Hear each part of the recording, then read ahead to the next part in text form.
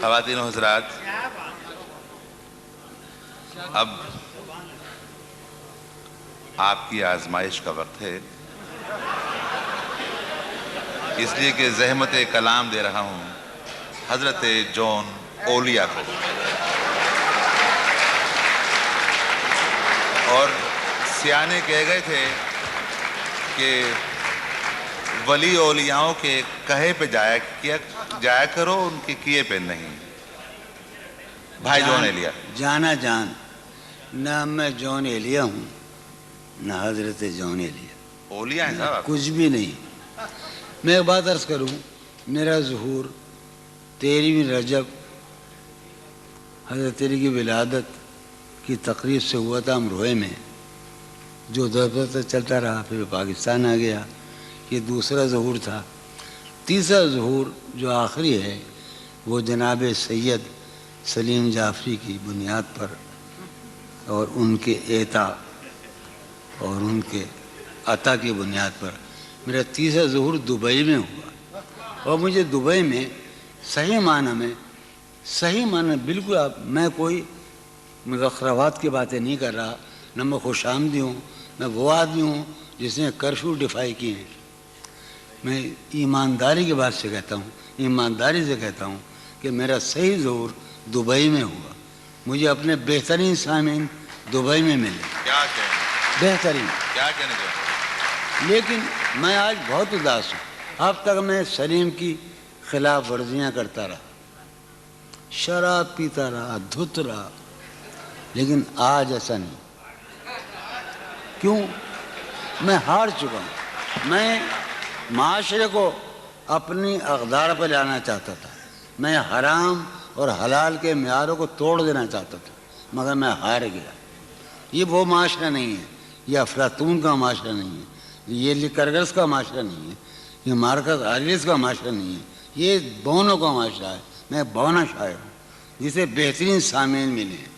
ایک شعر جو ایک بات کہہ دوں، وہ کہاں گے شاہدہ میں نے 10 برس پہلے یا 6 برس پہلے ایک نیا خواب دیکھا۔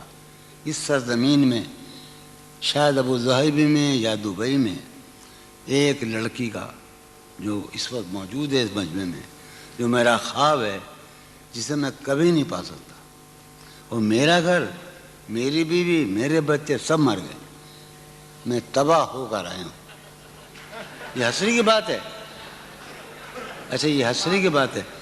جو رانائی نگاہوں کے لیے سامان جلوہ ہے، جو رانائی بہت زمانے کا نہیں، اسی کا پاکستان کا بھائی سلیم جعفری کے اعزاز میں ہم جب ٹہلا کرتے تھے حسین لڑکیوں کو دیکھنے کے لیے، تو جو رانائی نگاہوں کے لیے سامان جلوہ ہے، جو رانائی نگاہوں کے لیے سامان جلوہ ہے، لباس مفلسی میں کتنی بے قیمت نظر آتی، جو رانائی نگاہوں کے لیے سامان جلوہ ہے، لباس مفلسی میں کتنی بے قیمت نظر آتی۔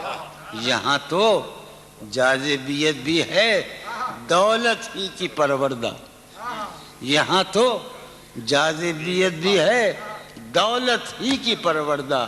یہ لڑکی فاقہ کش ہوتی تو بدصورت نظر آتی۔ یہاں تو چارہ سازوں کی آج میں بڑا حساس ہوں، چونکہ میرا خیال یہ ہے کہ یہ میرا آخری مشاعرہ ہے اور اس کے بعد میرا کھیل ختم ہونے والا ہے۔ چارہ سازوں کی چارہ سازی سے درد بدنام تو نہیں ہوگا۔ چارہ سازوں کی چارہ سازی سے درد بدنام تو نہیں ہوگا۔ ہاں دوا دو مگر یہ بتلا دو مجھے آرام تو نہیں ہوگا۔ چارہ سازوں کی چارہ سازی سے درد بدنام تو نہیں ہوگا۔ ہاں دوا دو مگر یہ بتلا دو مجھے آرام تو نہیں۔ اب تو جس طور بھی گزر جائے کوئی اسرار زندگی سے نہیں۔ اب تو جس طور بھی گزر جائے کوئی اسرار زندگی سے نہیں، اس کے غم میں کیا سبھی کو معاف، کوئی شکوہ بھی اب کسی سے، کیا کہنے جو ہے اس کے غم میں کیا سبھی کو کیا کوئی شکوہ بھی اب کسی سے لیکن واقعہ یہ ہے کہ میری زندگی کا سب سے بڑا خواب اس حال میں موجود ہے،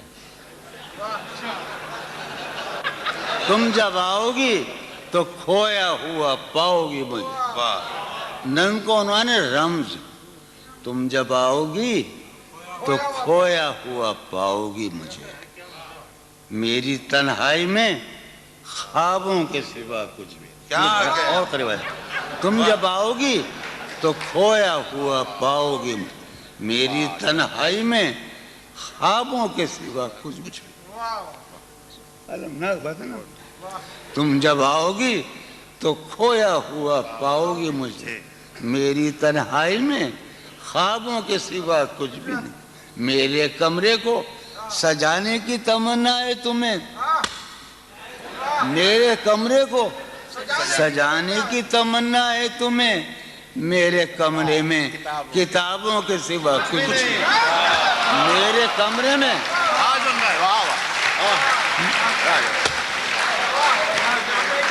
تم جب آؤ گی تو کھویا ہوا پاؤ گی مجھے، میری تنہائی میں خوابوں کے سوا کچھ بھی نہیں۔ ارے یار علی نے یہی تو کہا نا ہم سے، علم علم علم، تم جب آؤ گی تو کھویا ہوا پاؤ گی مجھے، سامنے بیٹھا ہے، تم جب آؤ گی تو کھویا ہوا پاؤ گی، میری تنہائی میں خوابوں کے سوا کچھ بھی نہیں، میرے کمرے کو سجانے کی تمنا ہے تمہیں، میرے کمرے میں کتابوں کے سوا کچھ بھی نہیں، ان کتابوں نے بڑا ظلم کیا ہے مجھ پر، سماعت فرمایا ان کتابوں نے بڑا ظلم کیا ہے مجھ پر، ان میں ایک رمز ہے جس رمز کا مارا ہوا ذہن، واہ ان کتابوں نے بڑا ظلم کیا ہے مجھ پر،